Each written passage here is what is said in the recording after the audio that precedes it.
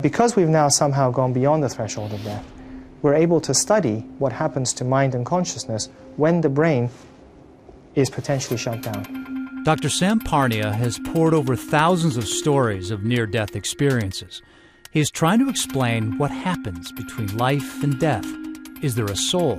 We can somehow answer this age-old question that people have had for millennia, which is it the brain cells that are producing your consciousness, or is it some other process that we don't understand yet?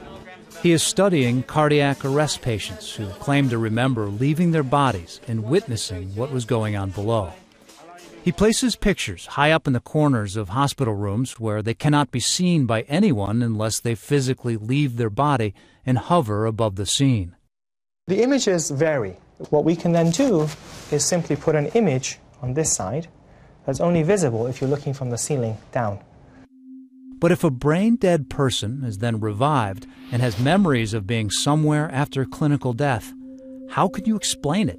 That's why you can't explain away people's experiences as being a dream, because you can't dream or have a hallucination if you're flatlined on your brain. In order for you to hallucinate, you have to have a functioning brain. So when I was hit and I was knocked unconscious, was my brain working or not working? In your case, your brain was working still because you did not have a complete cessation of blood flow into the brain. You had a particular part that was injured. So what caused me to see what I saw? As you asked me, was I really looking down at myself, or was that just a dream? I don't know. And if anyone says they know, it's just they're speculating. We don't have evidence yet. What we know is that when someone dies, that process of dying and the cessation of heartbeat and circulation to the brain will trigger a part of the brain that mediates people having an out-of-body experience. Results of his study are expected next year, and if enough patients report seeing those images, he could have proof that there is a soul. But for many who face death, they don't need proof at all. I believe we have a soul, and we're on a path, and this is just a short period of our existence, I think. While learning to fly a helicopter in 1994, Chris Walker was certain he would die. I was with my instructor. We were coming back in toward the airport, and we hit wind shear, which is a very intense downward movement of air. Essentially, we just started dropping with the air mass, which was dropping very, very rapidly.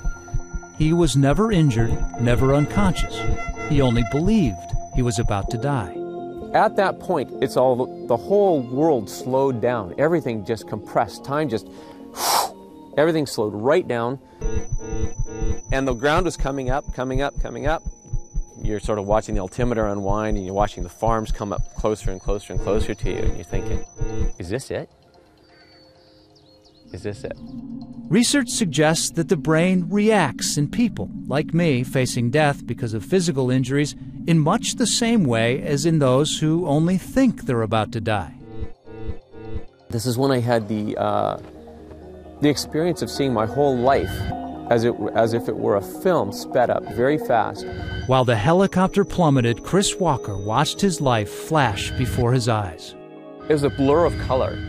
And every once in a while, you'll get this just fleeting glimpse of something you recognize. It'd be places I knew, say as a kid. It's like a packaging almost, of all that stuff you've done to take with you to wherever you go next. He regained control of the chopper, a death averted, and a new outlook on living. Every single day, whatever I'm doing is just really taking it to heart, because it makes even little things,